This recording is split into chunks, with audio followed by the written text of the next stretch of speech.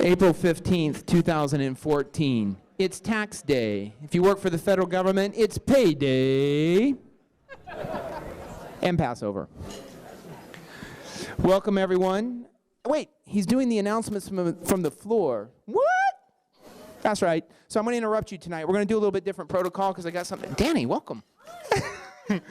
This is Danny. She's in charge of membership. She's the one that helped set all this stuff up and got you in the room to begin with. So everyone, Danny. Oh, thank you very much. It's good to see everyone. Do not come late to my meetings. You get called out. Hey, listen, everybody. I actually have one announcement. It's just going to take me a while to get through. So I'm going to interrupt your relating with each other briefly, but you should continue to chomp while we go through this real fast. I'm going to borrow your arms, but no one will get called on. If you are a member of this chapter, PMIWDC, I want you to raise your left arm, your left hand. Get them up in the air. Everybody see who's got their hands up. Left hand, the other left. Yeah, left hand up. Good. Okay, now while you're there, if you have a PMP, not any other credential, a PMP, I want you to raise your right hand. Raise your right hand. If you have both hands in the air, you may be a dancer. But also, if you don't have your hands in the air, you are a foreign person in a foreign land, a stranger in a strange land. And I say to you, bienvenue, willkommen, irashai. Welcome to our chapter meeting. This is the April monthly dinner meeting, and you are all most certainly welcome. And the one thing I want to get through real fast is you guys are all, those of you that raised your left hand anyway, are all very, very special. Yeah, your mama's told you we're special. But there's another reason you're special. I don't know if you know, but you are members of the world's largest PMI chapter. Do you know that? Let's have a hand for it. And that's not the interesting question. Who didn't know that? Yeah, really, because, seriously?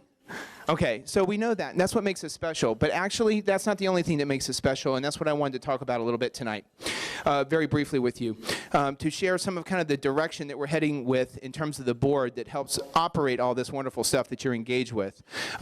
Question is, why do 10,500 people join this chapter? That is twice the size of the next chapter. That is 10 times the size of the normal large chapter. 10 times the size. So the question is, why do people come? And it's the same reason that people come to the chapter meetings and join chapters all around the world. Number one reason, does anyone know? PDUs. Now, we like to think of that as education, but we all know what that's really about, right? Because who wants to take that test? Twice. Okay, some of you have already taken it twice, I know. 3 times. Okay. The other reason people come is to network, which is what I'm interrupting right now. Now, network, like PDUs, is a code for education. Network, and I need all the corporate sponsor people to just kind of close your ears. We all know what networking is, right? Is job search, right? Yeah, right? Okay, because it's all about job security, right? So this is what we offer in the chapter, and it's what every chapter offers. In this chapter, you have an extraordinarily large amount of opportunity to be engaged in programs that offer PDUs, professional development, membership benefits, networking, and volunteering. So we have whole operational areas that support this for you, to give you the opportunity to engage in your profession. So I thought about this. Oh, by the way, I forgot this other little part. My name is Kendall Lott, and I'm your chair, actually. So I actually am supposed to stand up here is the thing.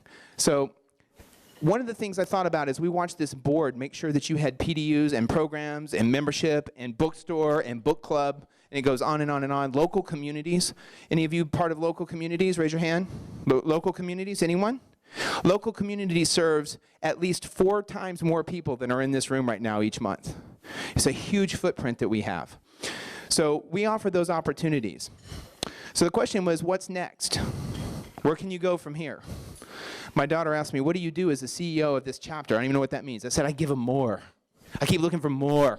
So we got more for you tonight. So I've got a couple people I need to introduce you to. Because I was thinking, this is a new day for what we need to do. There's a new dawn, and the word dawn triggered me, the rosy-fingered dawn. I looked to the east, and I started seeing something new. So I need to introduce you to some people. Peggy, come on up. I looked to the east, and I saw something new, and that's what I want to bring to your attention tonight. Imagine I'm the Beltway, and we're here, right? If you look east and north, you end up in Montgomery County. And we have the president of Montgomery County chapter here tonight, Peggy Stronchek, and I wanted to introduce her to you so that she could talk to you about a couple events that they have and to welcome you to her chapter. Thank you, Kendall. I really welcome this opportunity to be here tonight and to be introduced by Kendall to all of you. So our chapter in Montgomery County is about 1,600 members. We meet monthly, the first Wednesday of every month at the Normandy Farm Inn restaurant. We have, like you have here, but not quite as much, we also offer professional development. We have upcoming professional development training in June, which you are all invited to attend. We are also working on developing a symposium, which we will be announcing with more details in October, which will be a one-day opportunity for you to participate in. So we really are very I welcome this opportunity to meet with you here. We really do look forward to you hopefully attending our monthly dinner meetings, as well as our training that we will be offering soon. We have the June training as well as October training. And as always, all of our information is located on our website, which is pmimontgomerycountymaryland.org. So thank you so much for this opportunity, and I really do look forward to seeing you soon. Thank you. Oh, I wasn't done, though. I looked east. I looked all the way east, and I got over here, and I saw Silver Spring. And the cool thing about Silver Spring, 600 chapter members, I believe, but Silver Spring is the only Washington, D.C. chapter that, fill in the blank, anyone? You can get to via Metro. Anybody ever had a problem getting to a chapter meeting? You can get to this guy's meeting. I'd like to introduce you to Marcus Parker, 2014 president of the Silver Spring chapter. Thank you, Kendall. Thank you, my PMI family members. I want to thank Kendall for his leadership, also all of the board members who made this, my presence here possible, past and present in Washington, D.C. And if you don't know, you're living history. So why are you living history? So Kendall posed something about the PMI family to his west and to his east. And I'll tell you this, it's not only through our words, it's through our actions and our leadership. So yes, we have PDUs to offer, but really it's about value in PMI because you have choices. You belong to, who in here belongs to more than one professional association? Right. So you have choices. What we're trying to strive is you have a choice in PMI. You have a choice to come to the Silver Spring dinner meeting, which is about 60 members, and we consider ourselves a family of PMI members or project managers. You have the largest chapter in the world here. This is a unique experience. And I tell my members, as I did the last time, come experience this. This is something special. You are special. You're the largest chapter in the world, right? If you haven't been, come to a dinner meeting. So what am I here to talk to you about tonight? What's the ask? We have a professional development symposium June 9th and 10th at the University of Maryland that combines academically rigorous and practically and professionally applied speakers. We have 6 keynote speakers, 55 session speakers for 15 PDUs. It's on your website. That's a first in chapter history where you cross-promoted and marketed another chapter's events. That doesn't come easy. We made history. Why did we do that? Because we wanted to drive the value to you as members. So theory to practice to results. Out of the 147 members that we have registered, 3% of them are from the Washington, D.C. chapter. If you noticed in the newsletter that went out, I believe it was last week, your April newsletter, our symposium was the second event listed. That is history.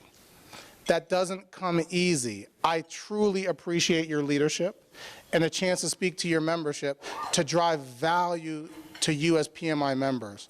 So that's my time. My name is Marcus Parker. I invite you personally to come to a dinner meeting, sit next to me, talk with me about what your needs are. Oh, by the way, our members are here as well. Rex, can you please stand up?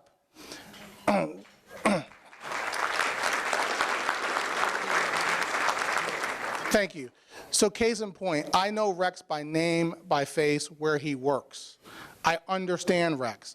Rex works now here in Northern Virginia in Falls Church, and I'm glad to see you at a PMI family because this is family. So welcome to your new home, and I hope to see you again. Thank you.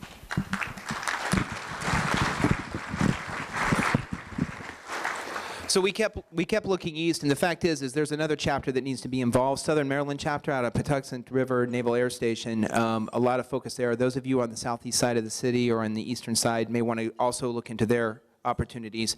And then last month I had John Koss here, who is the current president of the Baltimore chapter, which includes Annapolis. These 5 chapters have started forming at the board level an interaction. We call ourselves, not ourselves, but our chapters, the Fab Five, because you're special for another reason. On the Beltway, you are the largest agglomeration of project managers in the world, as near as we can tell. So the thing is right, the U.S. government spends a lot of money, civil and defense, so we have a lot of opportunity to grow and develop here. The reason I brought these up, why I'm interrupting your dinner tonight, is because I want you to know the direction of the board and the direction of these chapters. Gone are the days where we wonder if there's a chapter somewhere else on the Beltway. These 5 chapters are now meeting regularly, the presidents, and soon the boards are even engaging in joint training. We have signed an MOU, and we're about to sign a MOU for all 5 chapters together that will ensure at a minimum the cross-marketing that you just heard about here, a chance to share each other's main event. In 2015, you should anticipate, you should demand that you see some coordination and collaboration. We're going to move to coordination of our major events to make sure we don't step on each other, and that people have the opportunity to go to everyone else's events. By 15 and into 16, you should start seeing some collaboration and cooperation. Specifically, in networking, this is your WIFM, right? Networking, the opportunity to network with other project management professionals who have signed up and are part of a chapter. The 5 of us, the Fab 5 chapters, are about 16,500 certified project managers who've chosen to join a volunteer organization, and that is no small thing. So you're going to start seeing professional development opportunities, networking opportunities, program opportunities, and I would suggest volunteer opportunities across all of those chapters. That's what's happening over the next couple years, because this is where we have to start growing more about the profession. And that's the last thing I'm going to leave you with. Those of you that raised your right hand when I asked, do you have a PMP? So first of all, if you didn't raise your right hand, shame. But shame. I mean, seriously, if you had both hands down, you were a stranger in a strange land. If you only had one hand down, you're just like an underachiever, right? So let's get with the program, right? You're dealing with all type A's here. So, but here's the interesting news. It's a fact that I don't know there's an actual fact I heard 2 years ago. There are 35,000 plus or minus 5,000, about 35,000 project managers in the Washington, D.C. area who, I know you're going to lose your lunch over this, are not certified or part of the Project Management Institute. Say it ain't so, Kendall. No, I had to tell you it's so. So here's the deal. These 5 chapters are now going to work together with the largest combined group of project management professionals in the world, and we're going to go after those 40,000 people. We're going to get them all in here, because here's what happened. Those of you that raised your right hand have allowed third-party strangers to validate that you understand a standard, that you agreed that there was a common way that some practices to solve problems, deliver goods and services could be done. In fact, you have a standard of excellence that is not achieved in many other professions. And indeed, you have a standard of ethics that you're required to maintain. And that's no small thing, and it's time for us to reach out to the rest of them. So I look to the east, I look to the dawn. It's a new day. Thank you. I'm going to turn the rest of the announcements over to other people. Good evening.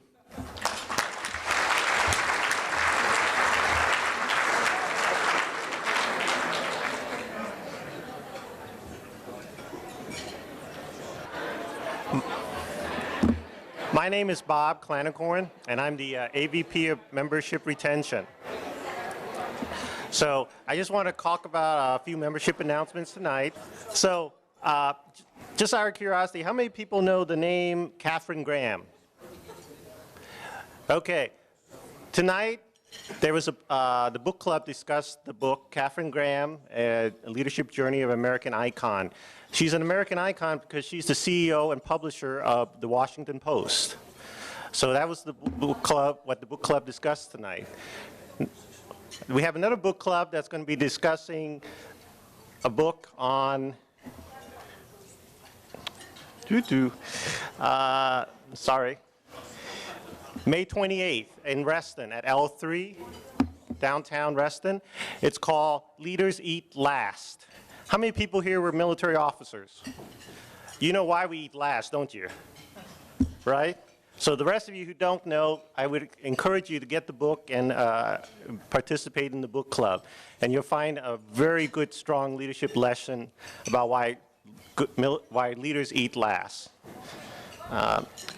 We also have in Reston, we have a PM after hours on April 23rd.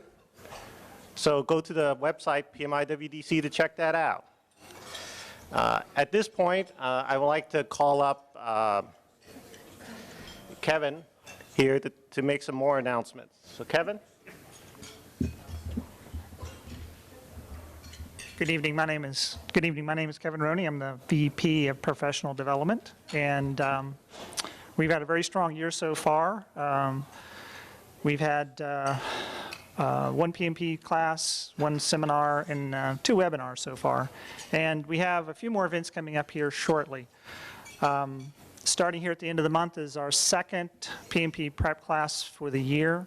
It's 2 consecutive weekends. It will be at the Tyson's Corner Crown Plaza Hotel. We have our second educational seminar event for the year on the 14th of May. It's on healthcare, IT. It's going to be focusing on the Affordable Health Care Act and project management. Also later that day, we teaming with our networking folks, will be a networking event at the same location, the Tyson's Corner Crown Plaza for event, and we certainly welcome you all to attend that. That is also in partnership with the HIMSS, which is the Health IT Management Society. And then we have our third webinar for the year coming up on the 22nd of May on Introduction to Proactive Scheduling. All these events, of course, are available to register on the PMIWDC website. Additionally, I'm constantly looking for PMP prep instructor volunteers, webinar host volunteers, seminar volunteers. There's a host of volunteers we continually need in the professional development area as well. Additionally, I have the honor of making another announcement, and that is the dinner sponsors for this evening. We would certainly like to thank those who have sponsored tonight, ICF International,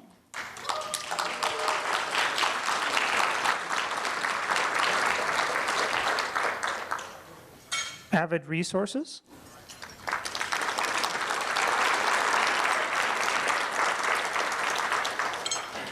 and George Washington University.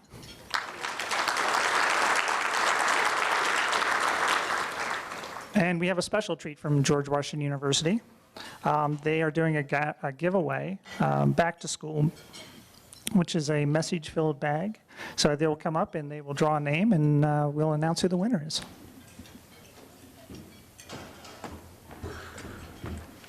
Good evening. Thank you all. George Washington University and our Master of Science in Project Management is extremely proud to sponsor the PMI WDC chapter event. We're also very proud in that we have some of our alums on the board and some key volunteers. So, Alan, Nomi, there. And I also wanted to share a little bit more about the MS in Project Management. It's a 36 credit hour graduate degree program that's available online as well as on campus in Foggy Bottom in DC. And those of you who held up your right hand, we actually will waive up to 3 credit hours if you have your PMP, so even more incentive. So we do have this back to school bag to give away filled with all kinds of fun goodies, and even a book from one of our alums. So, if I could have some help to get this away.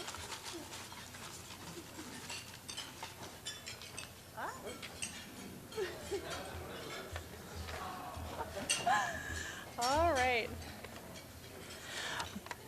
Bonnie Gamolka.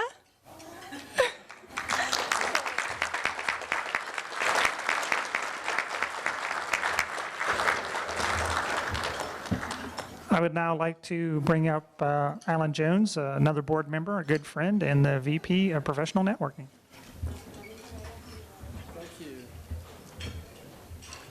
Good evening, ladies and gentlemen.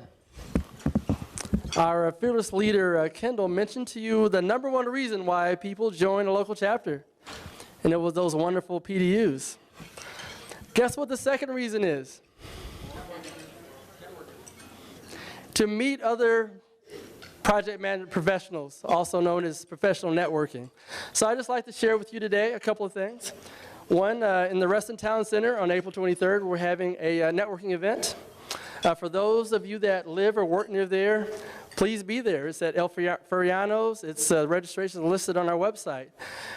I know when I joined the DC chapter, I was really excited about meeting people, project managers that worked in DC, and I found that a lot of them are not in DC. We are here in Falls Church. So to address that, we have a large footprint. We're hosting a few events in the Washington, DC area as well. So on May 6th in Arlington, at the Arlington Rooftop Grill, we're having a networking event at that location. And on the 28th, to reach all the way out to Dulles, at the Dulles Hyatt, we're having an event out there as well.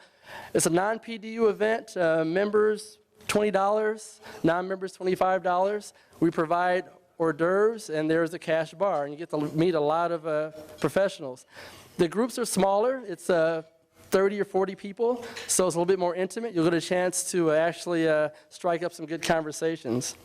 And lastly, as Kevin mentioned, we did partner with our professional development to have a networking event after the healthcare professional development event. So that's also out in Tice, as Kevin mentioned. So come out, fulfill that other part of your desire to meet other project management professionals. Thank you, and enjoy your meal.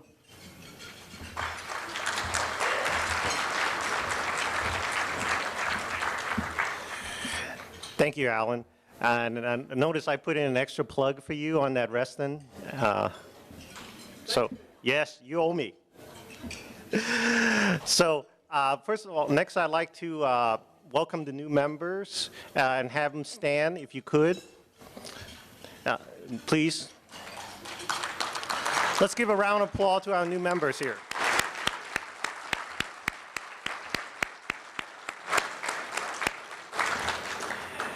And for coming, these new members were entered into a drawing, and Dominic, our AVP new member, will help me draw.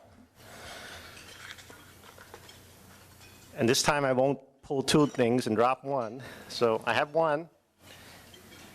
And the winner is Nikori Doe Brown. Yep. Come on down. You win a wonderful USB jump drive. It's USB 2, not 3, sorry.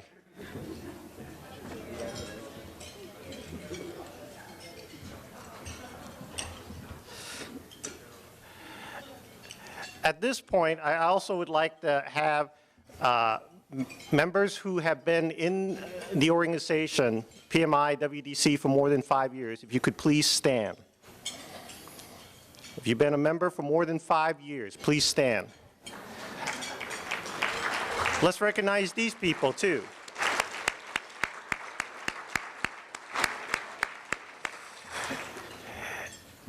So in a couple of minutes, we just went from people who are just new to people who are veterans. Okay, I'll be polite. You know, I got some gray hair myself. But the key is that as Kendo and some of the other speakers have already said, this organization has a lot of value, and we hope to see a lot of new members join the ranks of year 2 and above, and we also like to see new members from other organizations, and like I said, 40,000 people out there who are project managers who are not members. Let's get them involved here. So with that, the key to getting involved, and I think a lot of people have earned the right, is I want to ask the people who have their PMPs to stand, if you could. Please. Oh, sorry, new PMPs, my bad. I got carried away. New PMPs. There we go. Woo!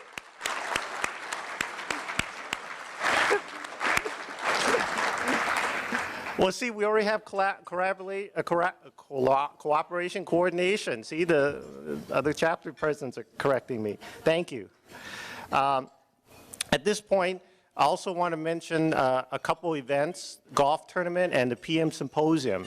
And for that, I will turn it over to Dave Richards here, who will talk about those two events.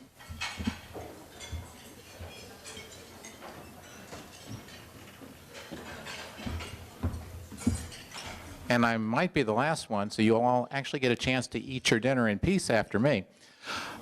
You've heard about a number of educational opportunities coming up, and I'd like to add a few to the list. These are a little bit different than the others, and there's 3 or 4 that I'd like to point out in particular. The first coming up is May 1st. It's the IESP conference. This is a joint IEEE, ISSA, and PMI conference, and PMI WDC, as well as PMI SSC and PMI Montgomery County are all sponsors of this conference. So if you have an engineering or a security bent, you should go to our website to find it. It's going to be a great event. They have a Nobel laureate lined up as a keynote speaker. On May 13th, 14th, and 15th, the long-running FOSSE conference is coming to town at the Washington Convention Center. PMI is a sponsor. All of your chapters will be represented by a booth, so since you're a PMI member, the attendance cost is 0, free. You cannot get a better value than that.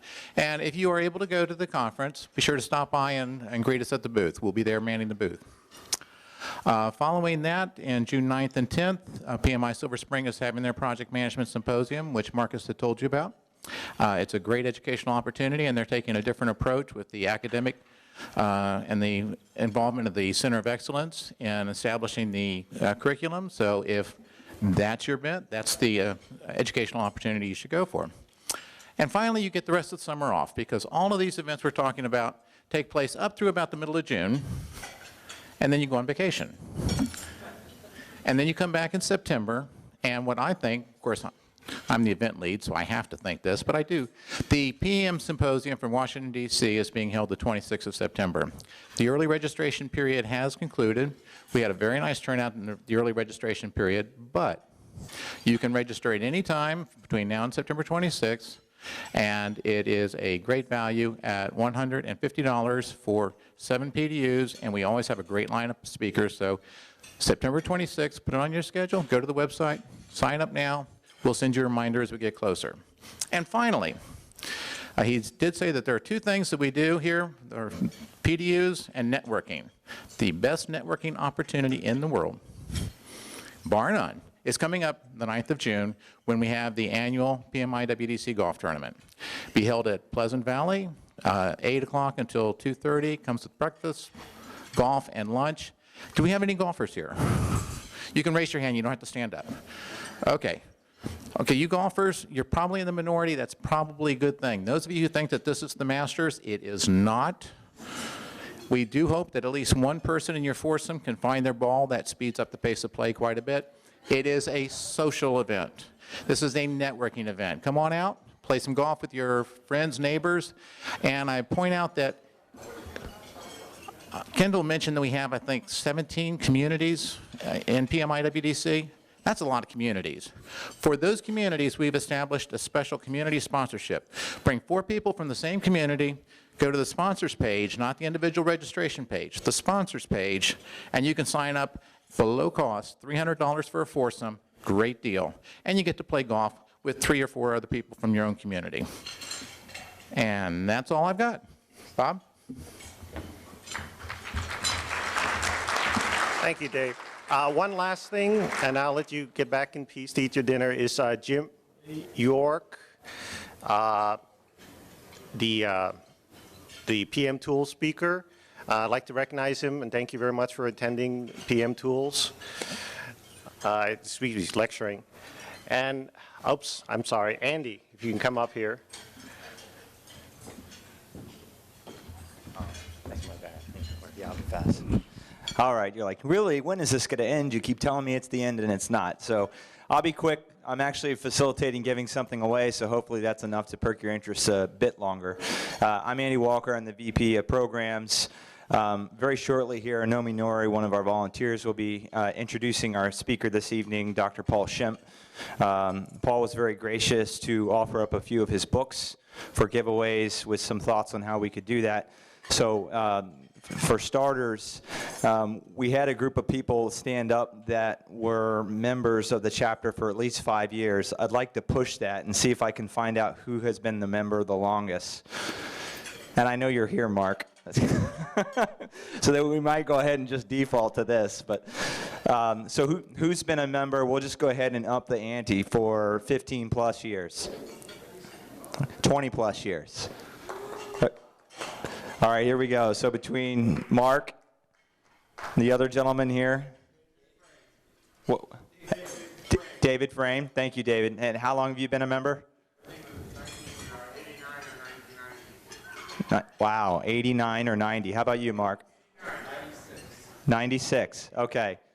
Well, Mr. Frame, it looks like you've won yourself a book here.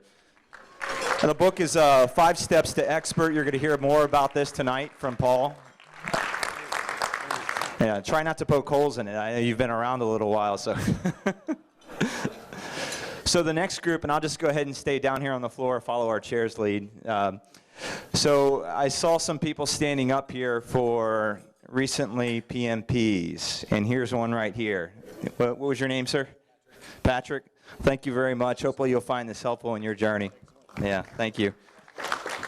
And then there's one other gentleman. I know there was a couple of you over here, but I had spotted one in particular. Mr. Brian, were you a new member? And you also got your PMP as well. So here you go. Hopefully this will help you on your journey on the way. Thank you very much. Thanks for joining the chapter. And with that, ladies and gentlemen, we will actually stop interrupting your food that you're almost done with. So thank you. Good evening. Thanks for being here with us. Today, we have a very special guest with us. Today's speaker offers an insightful and practical approach for turning ordinary accomplishments into extraordinary achievements. As a University of Georgia research professor, he studies the development of expertise and outstanding performance. As a sports coach, he has helped professional athletes turn possibility into victory.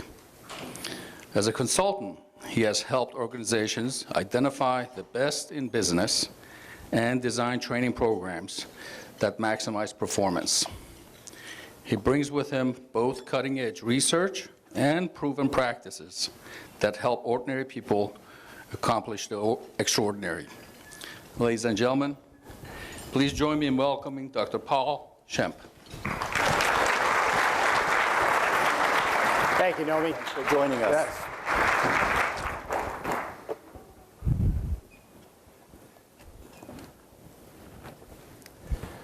The natives call her Sagamatha, goddess of the sky. She stretches 29,052 feet into the air. To put that in perspective, think of the Washington Monument and stack it on top of itself 52 times. That height was first recorded in 1856 by a British surveying team out of India under the direction of Sir George Everest. Interesting fact, Sir George never saw the mountain that currently bears his name.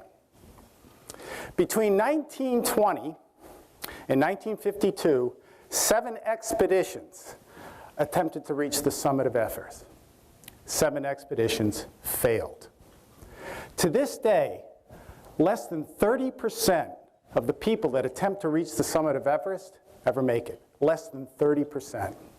A tragic fact is, out of every 10 who attempt to reach the summit, 2 die trying. On May 29th, 1953, something extraordinary happened. For the first time in the history of our planet, 2 men stood on the highest point on Earth. Some of you know the story. Tenzing Norgay and Edmund Hillary. During a press conference shortly after the accomplishment, Hillary was asked the question, What makes you so extraordinary that you could be the first man to reach the top of Everest? And Hillary said something I thought was pretty profound. He said, people do not decide to become extraordinary. Rather, they decide to accomplish extraordinary things. As Nomi said, informed you, I'm a research professor at the University of Georgia. Okay. And now I know you just had a cocktail hour and a nice dinner, and now you're going to hear a university professor. Well, let me remind you, Indiana Jones was a university professor.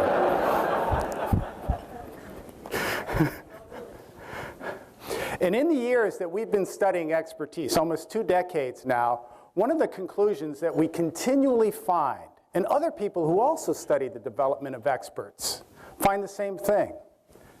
You didn't bring any inherent qualities into this world that could predict your performance, your ability to achieve.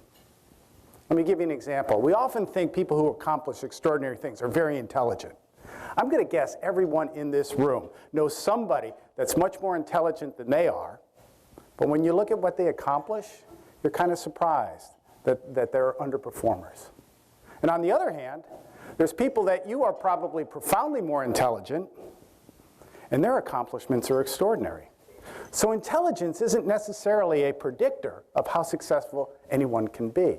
No inherent qualities really can tell us who the top performers are going to be, who is going to accomplish the extraordinary things.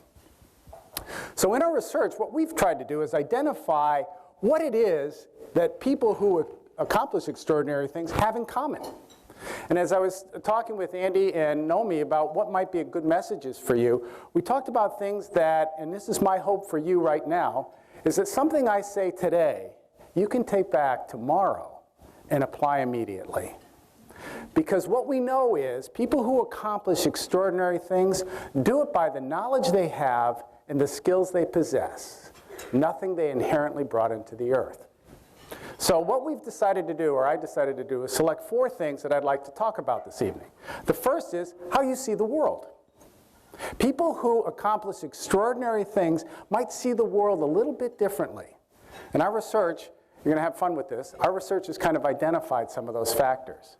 Next, decision making. Now, as project managers, do you make a lot of decisions in a day? Absolutely.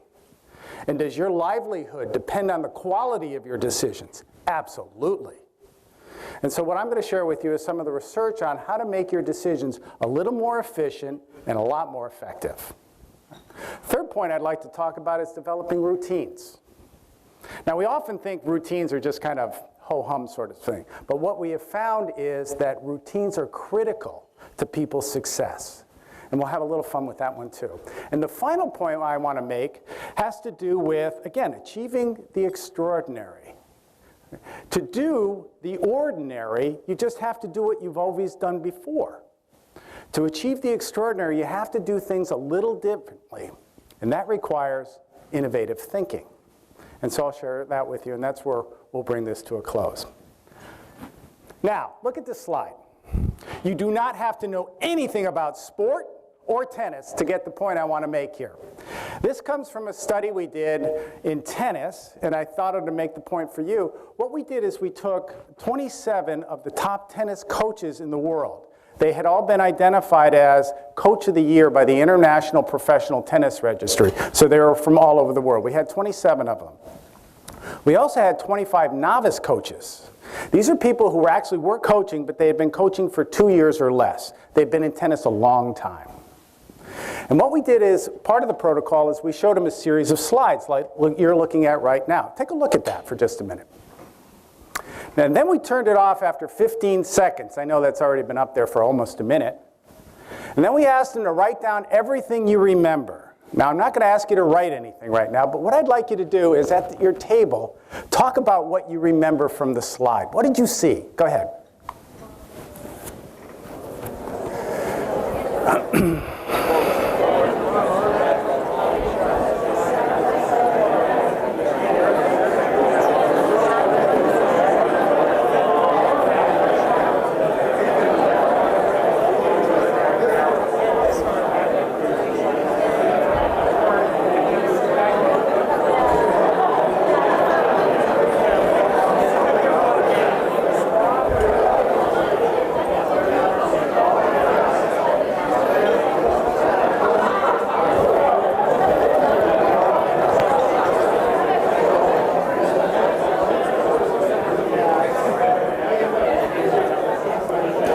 like the energy of this group. Are you interested to see what the novices and the experts saw? Okay. I know it's a little hard for you to read, but the novices are on the left-hand side and the experts are on the lower right-hand side.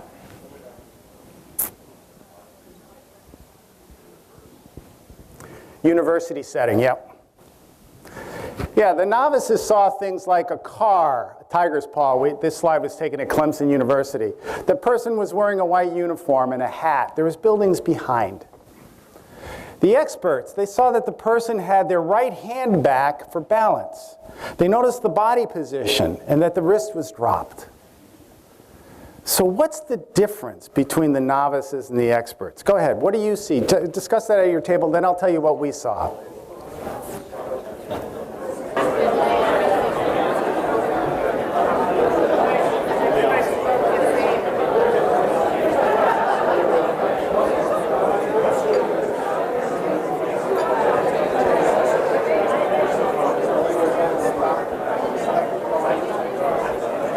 I've got a question for you. Did anybody at the table realize that if you look at the number of factors, the little boxes, the number of factors, the quantity of information is almost the same? We often hear experts see more. No, they don't. They see differently. So it doesn't mean somebody who's an expert has any more brain power or a mega memory of some kind. It's what they focus on. And here's what we found. 3 things in particular, and I think it applies very much to your work as a project manager. All right? First is performance factors. They didn't see the white hat or the uniform or the buildings or the cars. They saw the balance. As Marcus said, they saw the position of the foot that would affect where the ball was going to go. So they first identified the factors that influence the performance of the player. And think about your work. When you have a project before you, most of you that are very skilled could probably put your finger on the 1, 2, 3, or 4 things that are most important to bringing this project home. Factors. And you focus on those very tightly. Novices, and many of you work with people who don't have the skill or the level that you have, they're all over the place. So performance factors first. You see that. Okay? Next, what is under your control? Because what is not under your control, you give that up. Any emotional or intellectual energy you give to things you cannot control is a waste. Forget it. Focus on the things that are under your control, which means the things you can change, which is the third point. So when you're in a project, and I know this happens all the time, things never go the way they planned, right? I work with sport coaches. Our largest population of subjects have been mostly coaches at the elite level, professional coaches, Olympic level coaches, and Division I college football coaches. And a game never goes as planned, ever. And they're ready for it, right? Because they focus on the things that are going to influence the performance, the things they can control. For example, they can't control how the other team plays. Right? But they can control how their team plays, so they focus on that. They can't control who wins the game. How many of you saw the Masters? Okay. Bubba Watson, University of Georgia graduate. Very interesting character. Let me just say that and move on. All right? Focuses on the things he can control while he's playing. He can control his shot. He can't control what the other player does. And then finally, what can you change? And again, if you look at your projects as you're going through and focus on those 3 factors, without question, you will be far more efficient in bringing that project home on time and under budget. And isn't that most of the goals that we have? Yeah. All right. This afternoon, we sent an artist to Andy Walker's office, and we asked him to do a rendering. We said, we'd like you to capture how Andy makes decisions.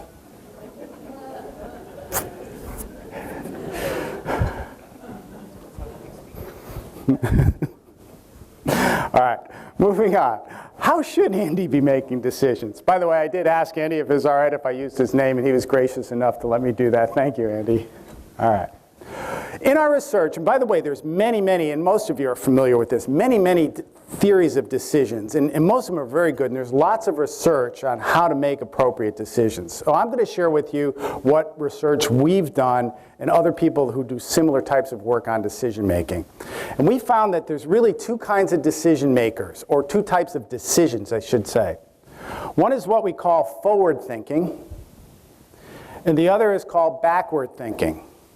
And let me tell you where I got these two concepts. Anybody in here a Sherlock Holmes fan? Oh, I know. Oh, great.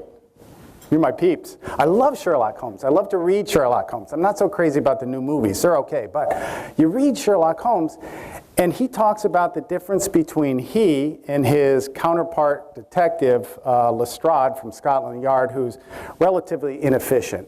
And one day, Holmes was explaining how he thinks versus Lestrade. And Holmes called his thinking forward thinking. And that's where I got the idea, because I really saw it in expert decision makers. And really the difference is the forward thinkers look for solutions. The backward thinkers look for justifications. And let me share with you an example I'm sure we've all had, an experience we've all had. Okay, the warmer weather is coming soon, we hope, all right? At least that's the theory. So we walk into a retail store. You pick the store, right? And we see a jacket. And we immediately say, I got to have that.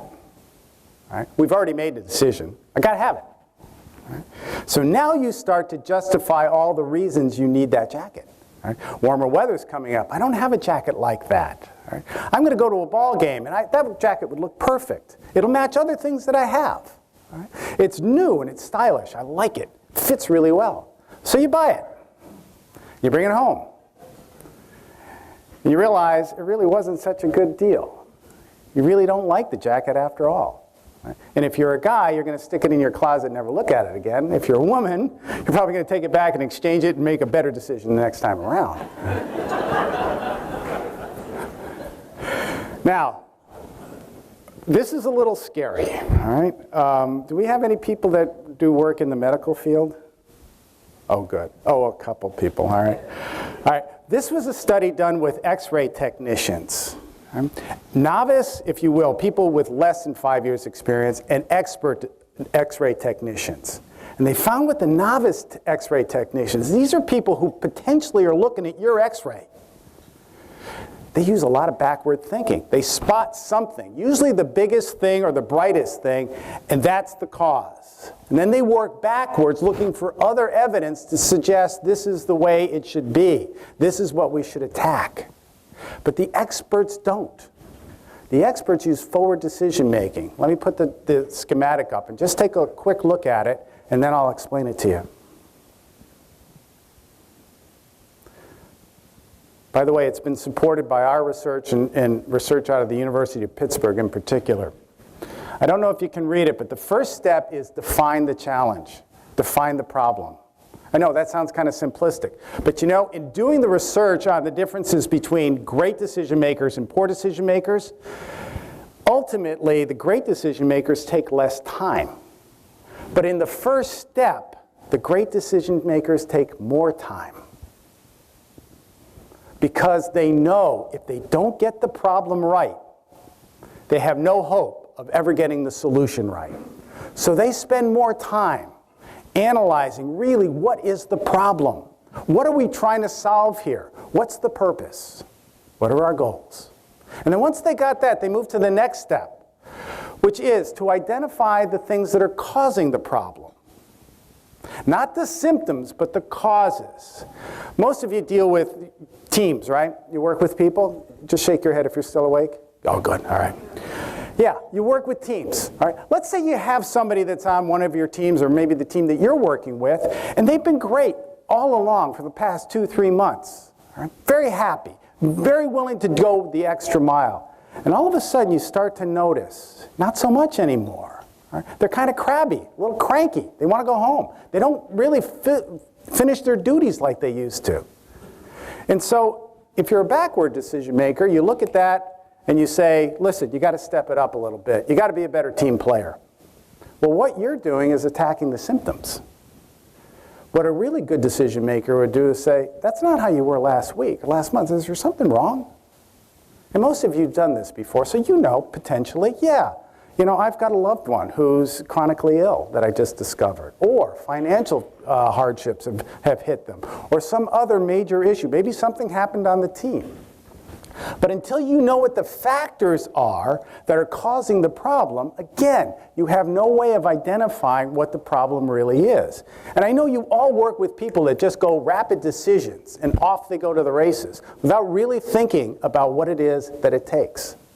And most of you have also had the privilege of working with people who are good decision makers that don't mind stepping back a little bit and saying, wait a minute, let's find out what's really going on here. Right. Which means that you can go to the next solution, or the next step, sorry. All right. And this, again, is a major difference between good decision makers and poor decision makers. Construct solutions.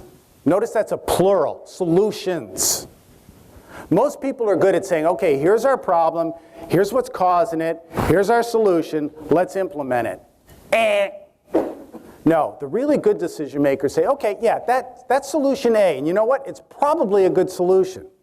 But let's see if we can circle the wagons a little bit, make another decision or solution.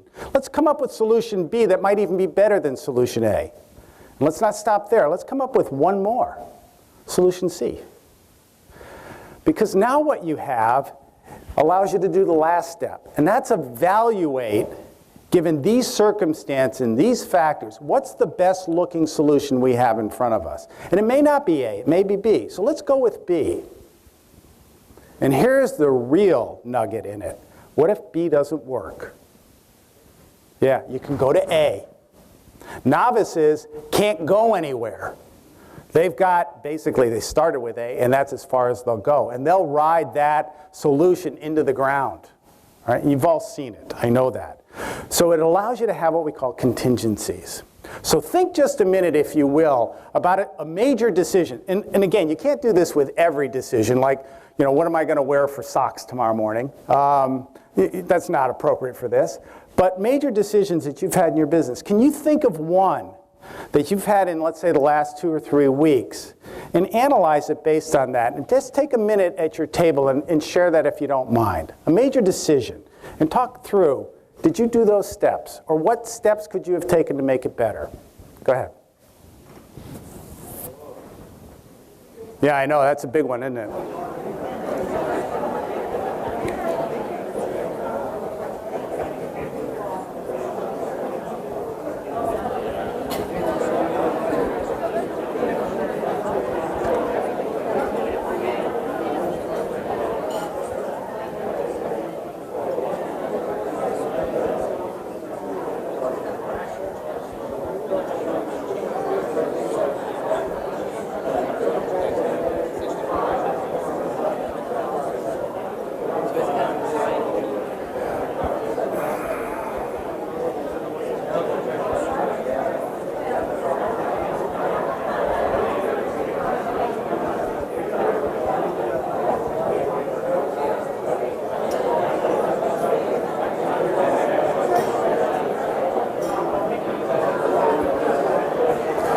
Now, if that decision followed most of those steps fairly closely, if that decision followed most of those steps, I'm guessing you're pretty satisfied with the results of that. If you skipped one of those steps or kind of shortcutted one of those steps, probably not going to be that good.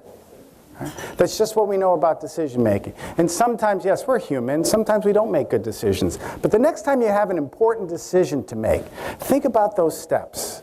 I would strongly encourage you, particularly the first step, make sure you got that problem right. And then the third step, don't just start to act because you have a solution. Play with it. Make sure you got a good solution and you have backup plans. All right. This comes from a study, it has to do with decision making, that looked at triathletes. Again, I do a lot of work in sport. All right. Now that might look a little confusing to you, so let me help you out here. If you look at the bottom line, you'll see passive, active, and proactive. All right. Those are thoughts. All right. Passive thoughts would be like, for example, you're sitting in this room and you notice things like, that's a beautiful chandelier. All right. Or I notice Marcus looks really sharp. with no suspenders and that tie. All right? That's a fairly passive thought because it really doesn't have anything to do with your purpose being here. Now, if you look and saw Kendall sitting there and say, you know, Kendall just had an interesting project that I'd like to talk to him about. That's an active thought. All right? He's here, you're here, and there's something you've got in presence. All right? Or there's some people at your table you don't know. So actively, maybe I should find out what he or she does. All right? That's an active thought. For the athletes who are in the triathlon, they would think things like, what's my heart rate going? Because if it's going too fast, I'm not going to be able to finish the race. What's my mileage currently? What's the weather like? Is it starting to get too hot? If it is, I've got to slow down a little bit. Or is the temperature going to stay cool? I can speed up a little bit. So they're always monitoring the current events that are going to impact the project. And you do that too, all the time. That's probably where you spend most of your day, is monitoring those things that are going to influence the project. Those are active thoughts.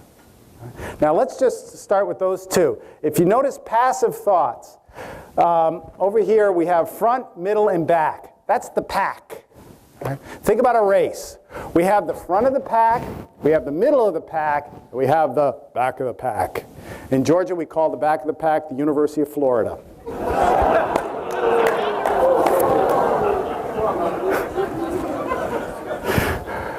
You know, someday I fear I'm going to be in in Gainesville and make that comment. All right. If you notice, this line here, the one that peaks the highest, almost no passive thoughts. When the people who are in the front of the pack are in the race, they're either on active thoughts, and I haven't gotten to the proactive thoughts, and I will.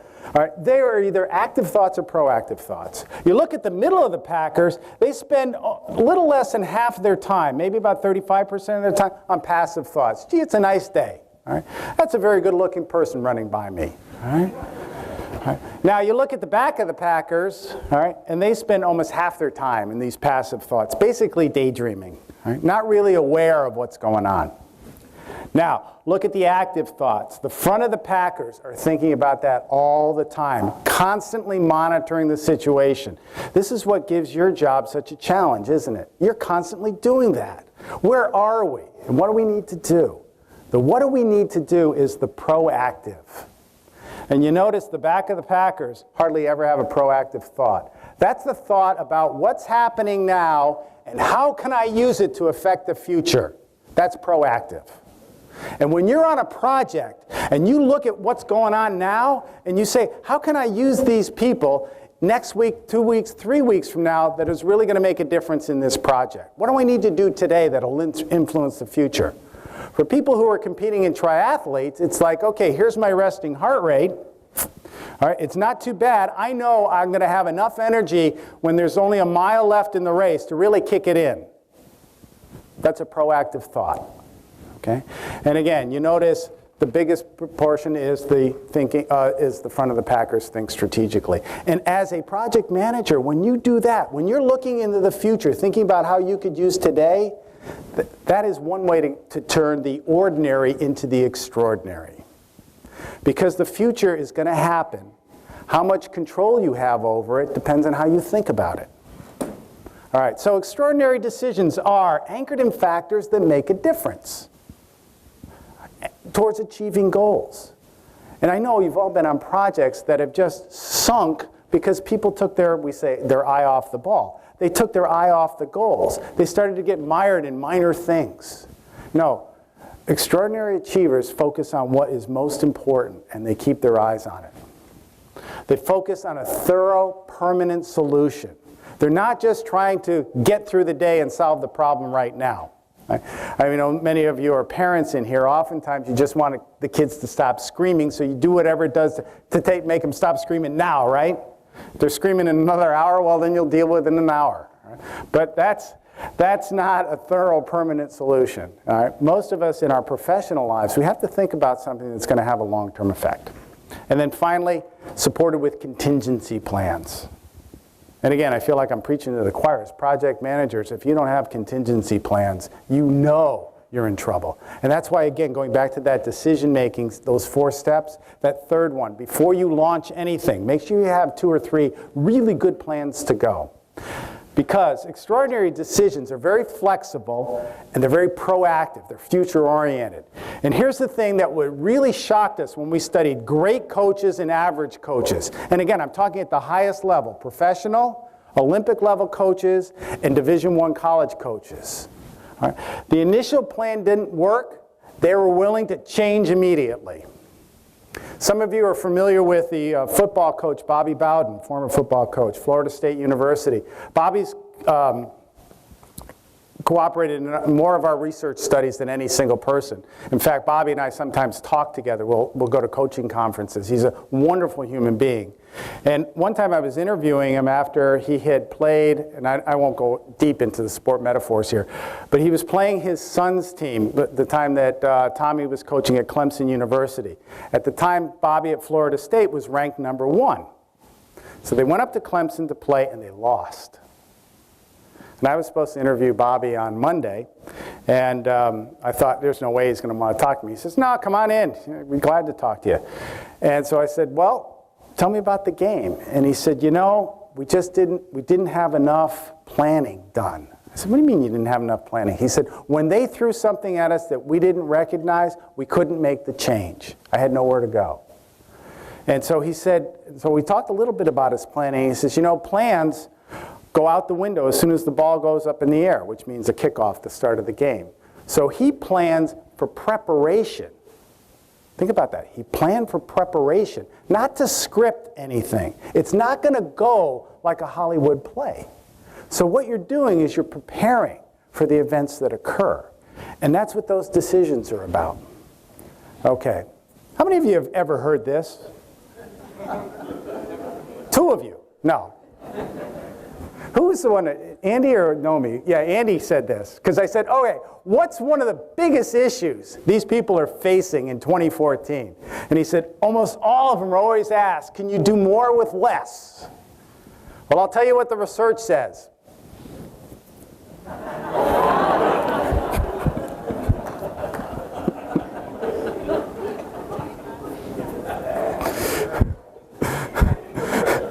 All right. Yeah. I was doing a program for UPS. And one of the people in the back of the room goes, that looks like FedEx. You know, the truth is, you can't do more with less. It's just not possible. The research on multitasking shows unless it's a very mundane activity, like, for example, you're baking a cake and having a conversation with somebody in the room. You could do that. Right? You know, but anything more sophisticated than that, you really can't do all that much. You can't do more with less. You know, most of you are familiar with Charles Darwin, and most people say that what Darwin said was, it's survival of the fittest. But if you actually read the book, Voyage of the Beagle, that's not what he said. This is what he wrote.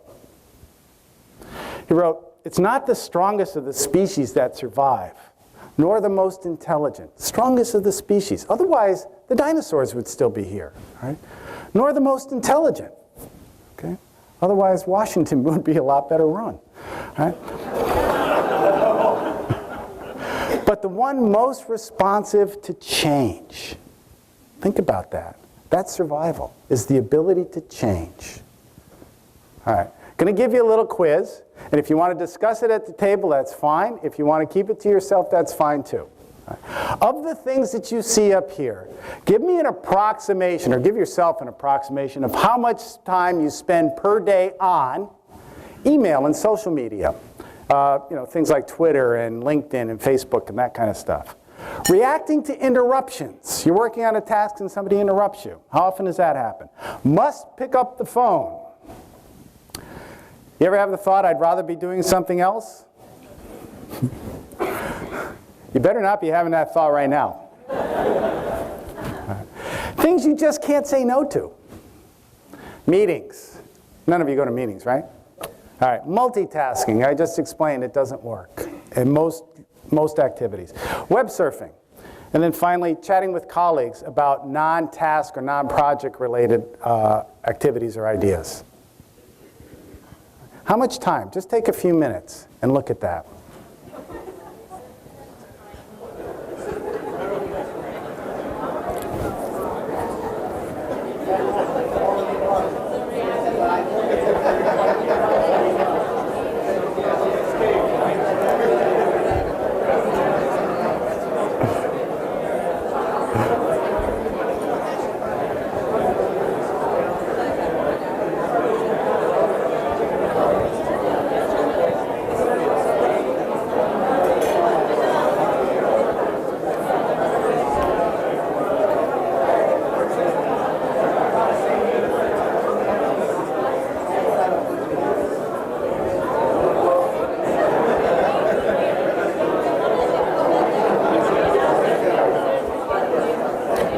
way, there's no right answer to this, but you want to know where I got that list? I got it from research out of the University of Chicago School of Business, who studied Fortune 500 companies. And what they were after is, what are the biggest time wasters in corporate America? And this is the list they came up with. Because if you're doing most of those activities, you're probably not making progress on your project. Right? And some of them I know are essential. Once in a while we have to speak on the phone. By the way, I'm just sharing something personal with you. I have a policy that when I'm in my office at the university and the phone rings, I do not answer it. And here's why. Because I write a lot, as some of you got my book, one of them. And if I'm thinking about something and somebody interrupts me, I can't get back to it. I'm just not that smart. So I let it go to voicemail. And then I will return the call either just before I leave the office or if it came in the morning, right after I get back from lunch. All right? So that way I can keep my flow of thought going. All right? So I don't have to must pick up the phone. All right? Something about meetings. Most of you have heard of Queen Elizabeth, right? I think she runs the greatest meetings in the world because she brings everybody into a room that doesn't look a whole lot different than this one. Guess how many chairs are in the room? One. Hers. And the cabinet has to stand. How long do you think they want to be in a meeting if they're standing the entire time? I think it's brilliant. Most of her meetings last 20 minutes, and she's been doing relatively well for a few years in running that country, I think. All right. So when you look at it, think about you need more time, analyze what you do with your day. For most of us, those fall into the areas of routines. One of the things research has shown is most people go into their office or in front of their computer early in the morning, and they'll log it on, and they'll check their email. Let me submit something to you.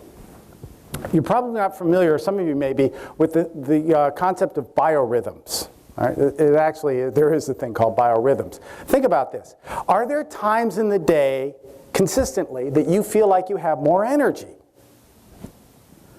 Now, generally, it comes in two waves. Most people, it's usually fairly early in the morning, like between 8 and 10. You have to figure out what yours is. We call those the early birds, and that's why the early bird gets the worm. That most of us, that's the early bird. Now, some of us, it's like 10 to midnight at night, or sometimes midnight to 2 o'clock at night. All right? That seems to be another peak time for people. All right? Thomas Edison, by the way, used to sleep for 4 hours at a time. That was it. Then he'd get up and he'd work, and then he'd go back to sleep. Right? And that's how he became so efficient. So think about your time. And what I'd like you to do, because this is critical, what I'd like you to do is everybody go around the table, you tell us the 2 hours in a day that you have the most energy. Go ahead, right now.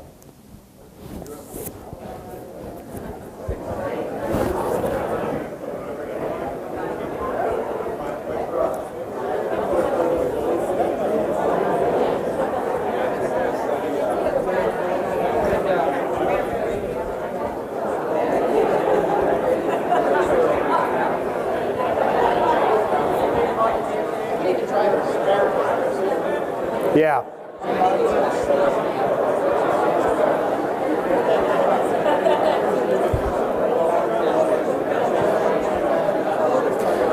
By the way, I'm sorry, your name right here?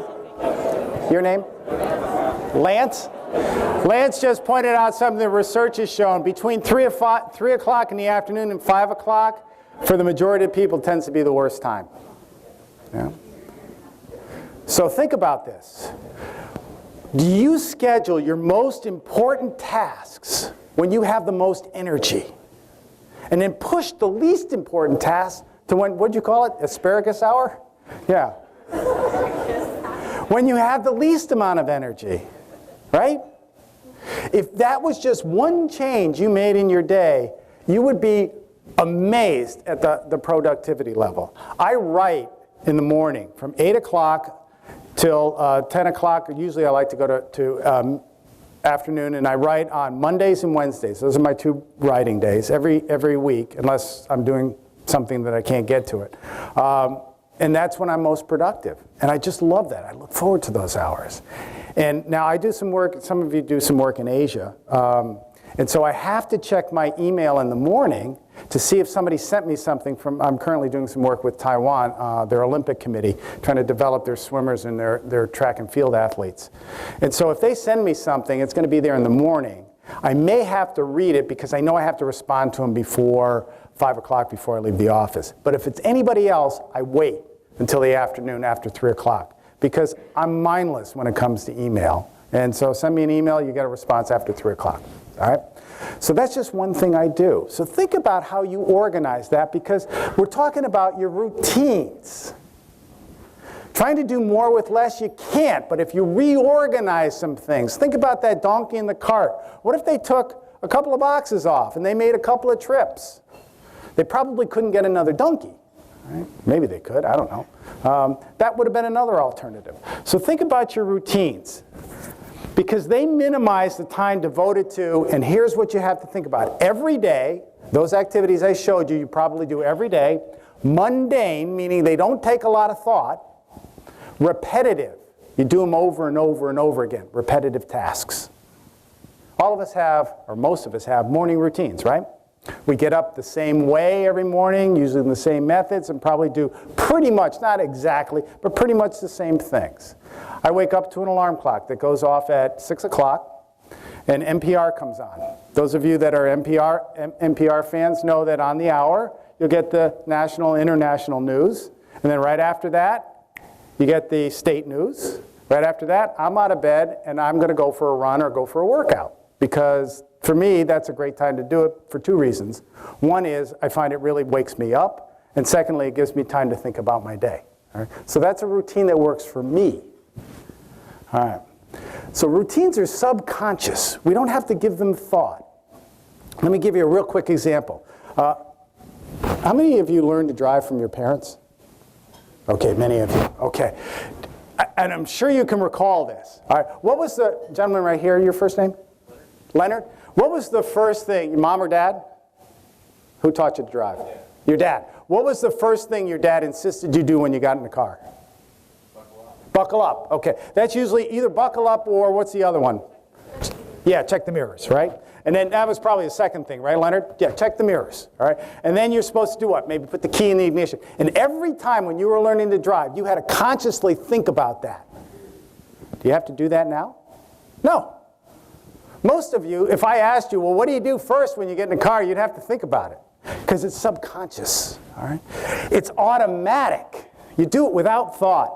But it's also efficient, isn't it? You could probably start that car a lot faster now than when you were 16, right?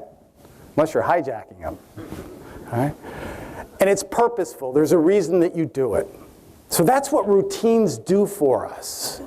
Now, where's the power in routines? Why am I sharing this with you? Just because we need to start a car or get out of bed in the morning? No.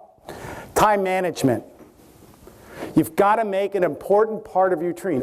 I've never met anybody that I thought was an extraordinary performer that didn't have very efficient routines. They're not the most brilliant people in the world, but they know what they need to do to be productive.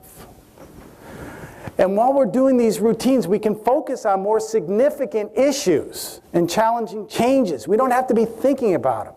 Many of you run meetings. Do you have a routine in how you do it? How you start, for example? Do you state objectives? Do you have everybody in the room introduce each other? What's the first thing you do? It should be a routine. What's the second, third, fourth thing? How do you signal the end of the meeting? How do you close the meeting? That should be a routine. If you've got a routine down, then it works very efficiently. Otherwise, you're going to be in the meeting for an hour, 2, 3, 4 hours, talking about what you don't know. So a routine might help with something like that. All right. We just completed a study with Olympic gold medal swimmers. They were from the Beijing Games. We looked at both men and women, and again, gold medal winners. And we wanted to know, what do you do on competition day? Now, just to brief you here, in most Olympics, the final events are in the evening. But in China, the final events were in the morning because what drives the Olympics, same thing that drives everything else, is money. And the largest cash flow comes from television. And the largest television spectator audience in the world is us, Americans. And so NBC said, no, you have to have the finals in the morning. So that was a little bit of change, but we asked them about their competition day in an ordinary event. And at first they said, we really don't have a routine. And then we started talking about what they do on a regular basis. And they began to realize, yeah, they do have a routine. It's flexible, but they have one. There's certain things that they need to do to prepare them for competition. All right? The first thing their routine has to do is make them comfortable. Because when they step on the starting block, they want to feel very comfortable. I know that might sound strange. It's an Olympic finals, but you want to feel relaxed. You want to feel like you're 12 years old and it was you're on your high school swim team. Well, maybe a little older, 16 years old, and you're on your high school swim team. No big deal. Very comfortable. So the routine allows them to do that. Next, and this is critical, accommodate distractions. All right. All of them knew something was going to go wrong. I mean, project managers, don't you know something's going to go wrong tomorrow? I mean, anybody sitting here is thinking tomorrow's going to be a breeze because nothing's going wrong? Good luck with that one, all right? So they knew things like, the bus is going to get a flat on the way to the venue. The coach forgot to tell me what my starting time is, or he gave me the wrong time. Something was going to go wrong. And so the routines allowed them to accommodate that. And when something went wrong, they knew something else was going to go wrong. And then something else was going to go wrong. Again, think about Darwin's quote. The fittest are those that adapt to change. Now one of the tragic stories, well, it might be a success story depending on your perspective, had to do with one of the swimmers who was anticipated to win the gold medal. He was going to be a shoo-in for this event. I won't reveal the name. All right. And I don't know, probably most of you have seen Olympic swimming, and you have to wear a swim cap that has your country flag and your name on it. And they pass those hats out just before you step up onto the starting block. And many of you who watched the events in Beijing realized that they were wearing those compression suits. It was different material. Well, the person who ordered the hats for this event, the swim caps for this event, didn't tell the manufacturer that this was the material they wanted. So this swimmer, who was supposed to basically walk away or swim away with the gold medal, was handed a hat with old material. And he's thinking to himself, I haven't been training with this. This is not the hat I'm supposed to have. Well, there was another guy in the event, several lanes down, who barely qualified for the event. And if he came in even 5th place, which is 2 places out of medal, that would have been an enormous achievement for him. He looked at the same hat and he laughed. He says, yeah, somebody screwed up again. All right? I've been wearing this kind of hat all my life. Puts his hat on, gets in the water. The first guy, what do you think he's thinking about while he's swimming in the Olympic finals? Yeah, the wrong hat. Comes in 4th. The guy who was laughing at the mistake on the hat comes in 3rd. Because one could accommodate distractions, and that's all it was. Think about the years they both poured into training, the sacrifices their families made on the Olympic starting blocks for the final event. And one's thinking about a stupid swim cap. All right? So, what are your routines? Do they accommodate distractions and let you override them so you can focus on the things that are most important? What do you think is most important to a swimmer when they get in the water? It's an F word. No. Fast. Swim fast. It's not complicated. Okay? Bring the budget in, or bring the project in on time, under budget. It's not complicated. Getting it done is a different issue, all right? But focus, yeah.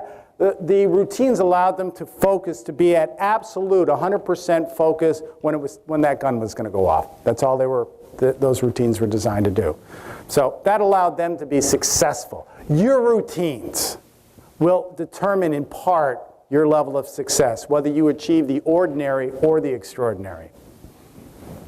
Marion Donovan. Anybody know Marion Donovan? Ever hear of Marion Donovan? She changed your life. I'll tell you how she did it. 1947. She was a young bride. Her husband was a traveling salesman, and he was gone for the week. And they had two small children. One was 6 months old and was very ill one night. And Marion worked full time, which was unusual back in 1947. Right? So for the third time that night, she got up because the child had soiled themselves. Right? And back in 1947, when that happened, you know, it wasn't just the diaper, it was the nightie that they were wearing, and then the sheets, and you know, everything else that went along with it. So after the third time, 4 o'clock in the morning, Marion is carrying this dirty laundry into the bathroom to throw it into the hamper. She spots the shower curtain, and she gets an idea. Takes the shower curtain down, grabs a diaper, gets her scissors, goes over to the sewing machine, cuts the shower curtain, sews it onto the diaper, and invents what? Pampers! Wow, right? I think she should be in a Hall of Fame somewhere. So let's talk about innovative thinkers. We often think it's a flash of brilliance. But in Marion Donovan's case, it was a load of shower curtains. All right. So innovative thinkers oftentimes associate what might seem to be disparate ideas. Things like a shower curtain and a diaper. You've all done this. Another way to do it is think about something that was originally designed for something and you use it for something else. Right? Most of you have probably taken a coat hanger, right? And bent it out of shape and fished something out of a drain. Right? That's innovation. Right? So the more you do those kinds of things and take disparate ideas and make connections with them and be playful in your thoughts, that's how a lot of innovation comes about. Also, if we question, why do we do it this way? What if we did it that way? Why not? Challenge the status quo. I mentioned Bobby Bowden. Some of you are a little too young to remember this, but those of you that were athletes in high school, I don't know if you remember, it was taboo to drink water during practice. Does somebody remember that? I'm sure all of you remember when you were a kid, your parents said, don't go swimming after you eat. Why? Because you're going to what? Yeah, get stomach cramps, right? Well, here's a flash for you. Your stomach is actually soft tissue. It doesn't cramp. You know, sometimes you're running, you get a stitch in your side. That's a different thing. Right? So why?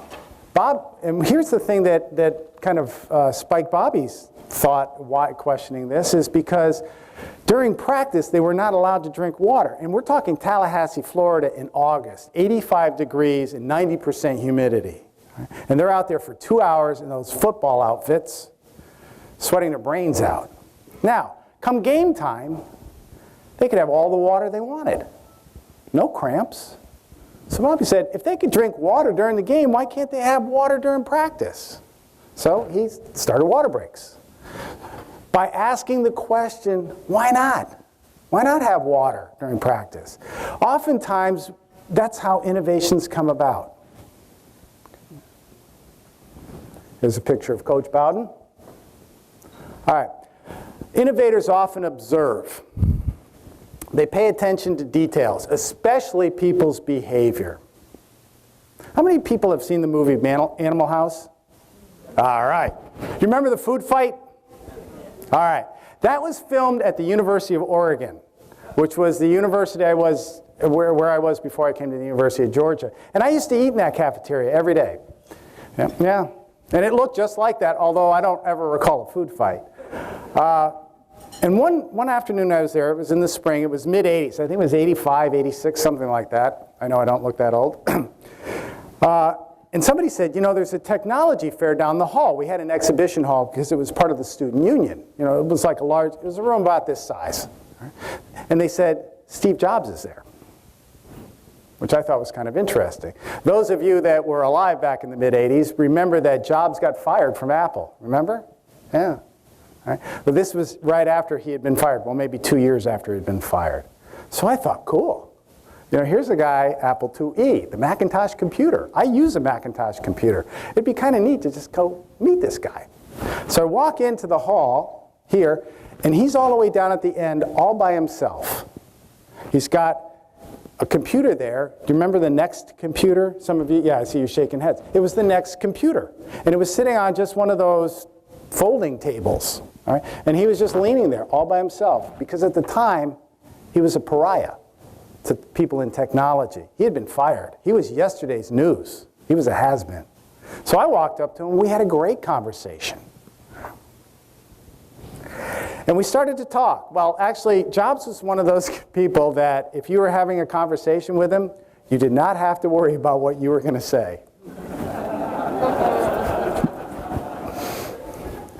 And he asked me a question. He says, do you know the difference between Bill Gates and myself? My immediate response was, Gates has a job? I didn't say that, though. But he said something to me that I thought was remarkably profound, and I remember it to this day. He says, Gates believes people need to adapt to technology. And I believe technology needs to adapt to people. Let's go back. Attention to details, especially people's behavior. And I had told him I used a Macintosh computer. And he says, when you look at the screen, what do you see? And I said, well, it's a desktop. He said, yeah, do you know why? And it's true. Do you know why I, Steve Jobs, called it a desktop? He says, because you work at a computer, right? You work at a desk. I said, yeah. And he said, what's on your desk? I didn't want to answer that question. He says, folders, right? So we have folders. And in folders, go your files. And that goes into a directory. He said, I made the Macintosh to be like what people work. It's a workstation. And then he hits a button on the next computer, and these little lips come up and say, you've got mail. Yep. And to me, I thought, how trivial is that? Really? I need to know that? And he says, well, wait a minute. When I talk to you, what do you look at? And I said, well, you're right. I look at your lips. He said, so if I send you an email, you're going to look at the lips. You've got mail. So if you think about all of the inventions that Apple Computer has come up with, it's no longer called Apple Computer, by the way. They changed that, what, in 2004, 2005? Something like that. It's now Apple Inc. Because they don't make computers. They make some computers, but they also make the iPad, the iPod, and all the other stuff that they're doing. Not a lot. And all of it, think about it, it's adapting technology to the way we use it. He really liked the idea of the finger. He liked the idea of the mouse. So think about what people do and adapt what you do to them rather than trying to get them to adapt to what you think needs to be done. It's a way of thinking innovatively. All right? Try new things, explore new perspectives, experiment. I'm sure you've all done that. It's not working the way we've been doing it. Let's try something different. And hopefully that's just not an act of desperation. It's just a recognition that maybe something's a little bit different that we could use. So let's experiment with it. There was a guy named Percy Spencer. I don't know if you know the name Percy Spencer. He used to work for a company called Raytheon. Right? Those of you in the DOD, what's Raytheon? What do they make? Missiles. And they also make something else that they're trying to find a lost airplane with. Yeah, black boxes and radar. So Percy was standing next to, and by the way, the radar is generated by a magnet. Percy was standing by this magnet generating thing, and he loved chocolate. And he noticed that every time he was near it, this chocolate bar would melt in his pocket. So he thought, I wonder if that's causing that. So the next day he brings in an egg and puts an egg next to it. All right? The egg cooks and explodes. All right? And then he gets cute. The next day he brings in popcorn, all right, puts it right in front of it, and calls an engineer over there to check out the thing, and the popcorn starts exploding in the guy's face. It was the beginning of the microwave oven. Came from his experimenting with different things, and he realized it could cook stuff. All right? And one of the reasons you're here tonight is to network, to talk and learn from people, in particular, that you have nothing in common with, like a university professor. All right? Those of you that are, or when you were new to the field, really what would help you most is if somebody just showed you how to do the task. But those of you that have been in the business 5, 10 years, you're open to outside ideas that you can apply in your industry. And that's really one of the benefits of networking in organizations like this. Because I'll tell you, and probably you already realize this, nobody understands the challenges and the problems you face as a project manager than the people sitting at your table. It's one of the reasons you're here. Because who else can you talk out ideas with and help solve problems than your colleagues? And I'm just amazed at this chapter, 10,500 people. My hat is off to you. That is awesome. Let me put it that way. All right, so to turn the ordinary into the extraordinary or achieve the extraordinary, think about 4 things. Now, am I going to ask you to do all of these tomorrow? No, but I would ask you to do this. Think about what might make a difference in your performance, what might make tomorrow extraordinary for you. Maybe it's seeing the world a little bit different, where you identify the really key performance factors and just focus on those and identify the things that you can control and the things you can change. Give your attention to those things. Or decision making. Maybe you need a little clarity on really what you're trying to accomplish. Define the problem. Or maybe you need more alternatives to the solutions you've come up with. Or perhaps routines. Maybe ways of adjusting your schedule so you can schedule your most productive time to meet your most challenging tasks. Right? And finally, maybe innovative thinking. Maybe you will discover something tomorrow that in 50 years people will be talking like they're talking about Pampers or Macintosh computers or microwave ovens. We have a few minutes for questions. I'd love to hear what you have to say. Are any questions from the audience?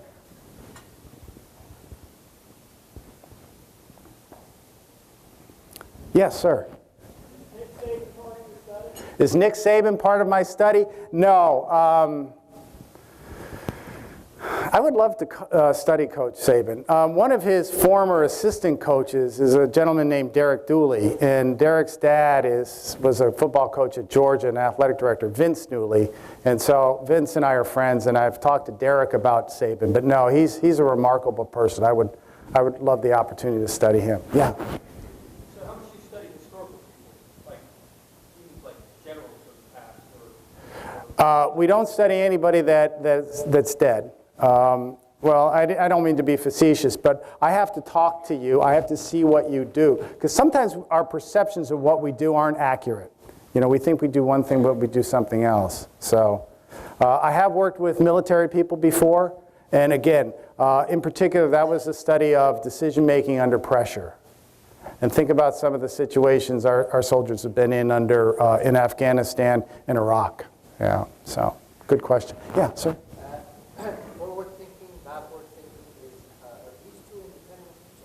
Yes. Oh, we all do both. Yeah. I'm going to say at least I do. All right. Just the forward thinking, if it's an important decision to be made, you should be thinking forward. If you were my X-ray technician, I would certainly hope you're analyzing all the information and defining the problem first before you come up to a solution. Because if you see something on there that you think is the problem and then start to justify, I'm scared. So yeah, we always do both, but the important decisions should use forward thinking. Does that answer your question? Thank you. Yeah.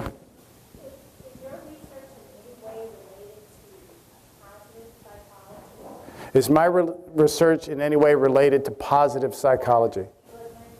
Yeah. Not as much as you might think. I'm familiar with his work, and it's brilliant. I really like it, particularly the leadership stuff. We haven't gotten into that as much as we study kind of the decision-making that has an outcome related to it. And I mean a definable outcome like a score or performance factor of some kind. But I'm a fan of Seligman, if that helps. Yeah. Thank you. Other questions? Oh, yes, ma'am.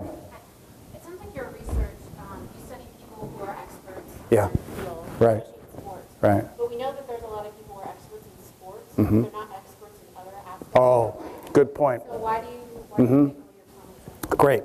Our question was, we study a lot of experts in sport, but you look at some of those people, and that's the only thing they're expert in. They're not expert in other aspects of the life. We can only be an expert in one area, really, because experts are defined by 3 things. Your expertise is defined by these 3 things. Your skills, how many you have and how good you are at executing them, your knowledge, and your experience. And a lot of your experience has to do with your knowledge and your skills. And you can really only be knowledgeable about one area. You can't be really knowledgeable about too many areas. I mean, not at the expert level. You can be competent. You can even be proficient at a couple levels, but not at expert level. So that's what we find is people can be extraordinarily good at one thing, but that's all they're really good at. So, I mean, at that level. Does that answer the question? Kind of. Yeah. Just, someone can be really good on the field, but then, they abuse their wife or, Yeah, the two are basically unrelated. Yeah, because you can also find athletes who are just marvelous human beings. Yeah. Yeah, Marcus. Yeah. Actually, that research was done by a very close friend of mine, Anders Ericsson. Anders is at Florida State University.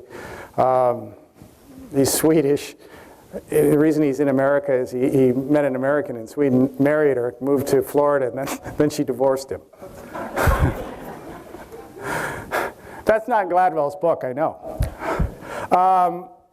Anders and I disagree a little bit about that, but one of the things that Gladwell missed, and if you're not familiar with the research that Anders did, he actually studied violinists in Berlin at the Berlin Symphony, and he wanted to know what was the difference between the person who sat in the first seat and the person who sat in the second, third, and fourth seat. And what he found was the amount of practice was one of those factors. Okay? And also, coaching was a factor, and Gladwell didn't put that in.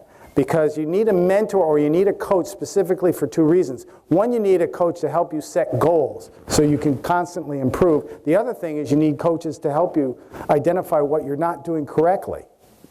I don't know if how you feel about Tiger Woods as a person, but I will tell you as an athlete, he's phenomenal. And he always is looking for instruction. Goes to an instructor constantly, and that's one of the reasons that he was, at the time, the greatest golfer in the world. I don't think he'll ever get there. His body's basically broken. Thank you. Let me leave you with this. One of my favorite poems by Henry Wadsworth Longfellow. The heights by great men reached and kept were not attained by sudden flight, but they, while their companions slept, were toiling upward in the night. To move from ordinary to extraordinary, as this poem implies, you got to put in a little bit of extra. You've been great tonight. Thank you very much.